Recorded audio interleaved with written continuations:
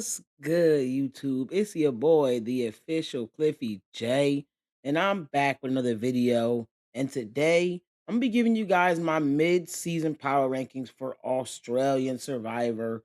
Since the merge will be starting tomorrow, I think that this is a good time to go ahead and drop this video and get myself into this season of Australian Survivor. We are on season 14, Australian Survivor Redemption, and this list is based off of how likely I think they are to win the game, not really just based off of their positioning or just the edit. It's all of it together and their game ability. So let's go ahead and get into the power rankings. We got 13 players to rank. So let's go ahead and start at number 13. And at number 13, I've got Blanche. And this is just mainly because she isn't in the best position. She hasn't really shown to be the greatest player. And she's like the third of her three-person alliance or three-person voting block alongside Cam and Lottie. Her game really hasn't had much that's been shown, but we did know that she kind of found an idol, then the idol went home with Asher. So I don't really think there's much to really give her so far in the game. And I don't think she has much prospects to actually win, but I could see her being a GOAT in Final Tribal. I just don't see her winning. I also could see her just being a random boot at the merge because no one really is like really having her back like that. And at number 12, I've got Ben. And I got Ben this low because he's such a physical threat. And I can see how maybe being a physical threat isn't as much of a big deal in Australian Survivor because inherently you got to be pretty physical to make the merge in Australian Survivor because the game is so physical. But I just think that his threat level is going to be really high. It's not like he has many really close alliance members that really are going to have his back. And even the players that I feel like he is close to don't really have much agency in what's actually going to be going on. And he's not a super prominent character. Faith was also someone that was a close ally to him, and she's gone. So he doesn't even have that to, have someone that's going to possibly try to keep him in the game and things like that. So, I don't really see much chance for Ben to get it done. And at number 11, I've got Lots.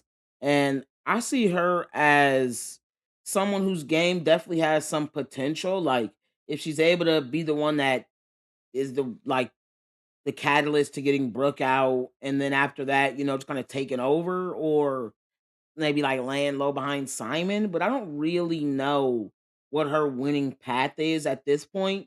It's possible, but we really don't have a winning path for her in the game. And she's also not been a super prominent character. And at number 10, I've got Jackson. And I kind of think his demise is already written. Um, Especially what we've seen earlier in the show. But it's also similar to Ben. I think he's a juicy target in terms of a physical threat that will just get taken out at some point. And I think Lottie will be the catalyst to his demise in the game. I think that at the end of the day, Lottie is not going to allow Simon to have him in the game if she's going to work with Simon. And even if she's not going to work with Simon, I think that she'll still try to get Jackson out of the game just to make that happen and take something away from Simon in the game. And at number 9, I've got Cam. He's like a perennial second to a more important player, and I don't really think that's good. He has low confessional counts. I feel like I haven't actually checked them, but just don't really see him much. And he's a person who I think is a little bit under edited because it does seem like he has some agency at points in the game, and he definitely was a prominent player in that alliance that there was between Asher, Lottie, and himself. Yeah, no, just as of right now, his edit would really have to pick up.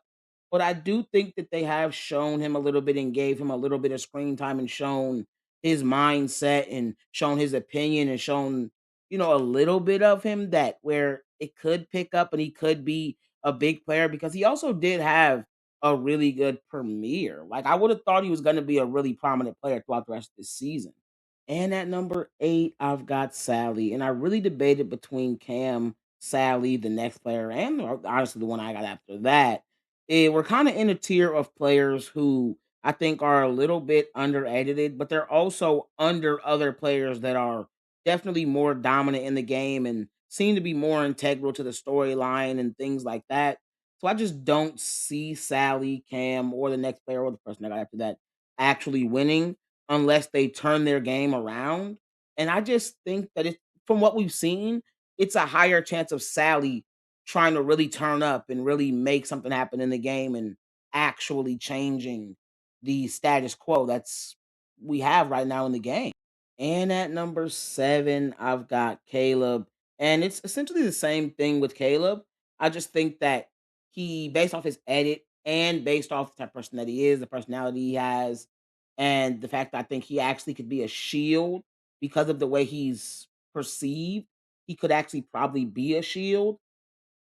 I think that Caleb has a higher, and based off the dynamics we have right now in the game, he's in a better position, I would say. So I think that it's a higher chance. And honestly, he could have a little bit of trouble with Jackson.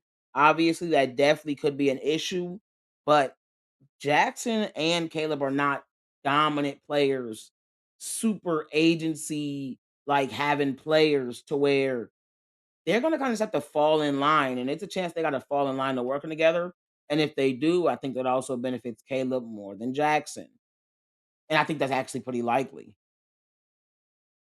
And at number 6, I've got Richard. And I just think Richard is the most likely out of these players in this tier to play the most self interested. I don't really know who he's truly aligned with. I think he's been very flexible in the game because he's had to be, of course. But even before that, he was relatively flexible. I think he's obviously been a bit underrated also. But he's been a fun, solid presence and a solid player that I think has shown to probably be the best player out of these players that we've went over so far. I mean, obviously Cam definitely is in the conversation too, but I would say he's probably the best player out of these ones so far too. And at number 5, I got Simon. Simon's really the last ones of the players that I think it's kind of a low chance of them actually winning, but it's somewhat possible. But I do think he's a step up over the players I've already talked about. I don't believe in Simon really. But in terms of everyone in the game, he probably has the easiest path to a win with so many people being willing to work with him, so many people that he's working with right now. I would say his only obstacles are his blind spot of Lottie's never gonna really trust him again. He'll never be able to be in Lottie's inner circle. He never really truly was. So I don't really think that I think that that is his main issue, and with that being such a blind spot, I can't really put him any higher. 'Cause I could see him trying to work with Lottie and then end up losing because he's giving Lottie too much information, and whatever move that he tries to make is easily telegraphed because he just told Lottie. You know what I'm saying? I kind of think that that could be a real issue for him in this game. And I also just don't really have much faith, as I said, in him as a player. He doesn't play that good. Like he knows he doesn't play good, but he still tries to play, which I think that a player like him almost should just lay low, try his best to lay low, be a good ally, be good socially. But you always want to try to make a move, and a lot of times his moves are net negatives. Kinda. I would say that obviously this is the best he's played on any season. I would even argue that's not really saying much because he's like so flimsy with his like gameplay thought. He's not consistent really. I don't know, but I think it's because he's trying so hard to like play well instead of just playing the game. It's like, how do I play well? He's thinking too much, I feel like. Simon be thinking too much. And that could really end up being his undoing. And at number 4, I got Keely. And now we're into the players that I think have the solid edit and the game ability to actually win the game. I just think Keely has a little too much baggage coming into the merge with the fact that Richard might not work with her because Richard literally voted off Faith and he sent her to redemption and Mark issues. So unless she's either able to get Mark and Brooke out of the game immediately, or she's able to fully get them back on side and they're just, able to work together and she's able to backstab Mark later in the game and kind of get her get back, I don't really see any chance for Keely. It's just I think that's more likely than everybody else we went through's chance of actually getting it done. And at number three, I got Mark. And Mark is similar to Keely in terms of they got a lot of baggage coming into this merge. You definitely gonna have to smooth over certain relationships. Sally's gonna be gunning for him. Keely's probably gonna be gunning for him. He's gonna have to convince Simon to work with him. He has Caleb attached to him, and he's gonna have Jackson gunning for him. So I definitely think that it's some stuff he's gonna have to deal with. He just has the upper hand at this point, and I do think he's a better player than Keely, but at the same time, he's been really frustrating me all season with a lot of his decision making. He finally made a decent decision in taking out Faith when he should have taken out Keely. He should have took out Keely. That would have honestly been a smarter decision to make. But I see why he did what he did because Faith is probably the better, more dangerous player. So let's go ahead and take her. And should have been more trust there, and she's still snaking you. So it's like, yeah, nah, I'm gonna take you out. So I could see why he did what he did. And overall, it was a good decision. Yeah, it just comes down to the fact I think he has the upper hand. I think he's probably the second best player on the cast. But if we just look at the position he's in, the way he's gonna play, his threat level, the moves he's already had to make, all that, I just think that it's gonna be an uphill battle in comparison to the other two that I have on this list. And at number two, I got Brooke. And we all know I want to have Brooke at number one. But I just know that her doing a little acting and her having the huge threat level, her playing idols, her being as good as she is, her being as likable as she is going to eventually, I mean, it's already came, but it's going to certainly bite her in the butt late game. I think we're going to see another deep run from Brooke. I'm projecting that final seven to final five, final four range, final four tops. I would say final 7 to final 5 range.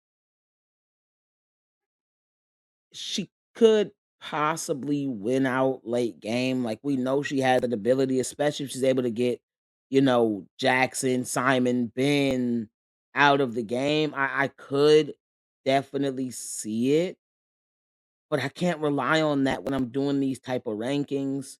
She's done her thing. I think that if she gets to the end, she does probably beat everybody. I think she has a built-in jury vote. I think some players just got that. Obviously, Mark could be some competition. Maybe Simon. I don't think Simon would really be competition at the end, but I think Mark will be real competition. Maybe Keely. Like, I think she really would be able to have a built-in jury vote, likely win no matter what if she gets to the end. She's already played a solid game. She's very likable to a lot of people, even on the cast so far. She's played solid strategically. She's done what she usually does, and that's why I knew she was pretty reliable to bank on as a winner pick. I didn't pick her to win the season before the season, but still, I think she was pretty reliable to bank on as a winner pick, and I think she's showing that. And it's definitely possible that she'll end up winning the game. I just think I got one player that has a better edit, I would say, in terms of winner prospects. And at number one, I'm gonna go Lottie. And this was a really tough debate between Brooke and Lottie for me, mainly because I think that Brooke and even Mark have they're better players, it seems like, and they're also in better positions to probably actually win the game. But at the same time, are they not like juicy prime, like big resume builder moves? I just don't see, especially with the fact they're also aligned.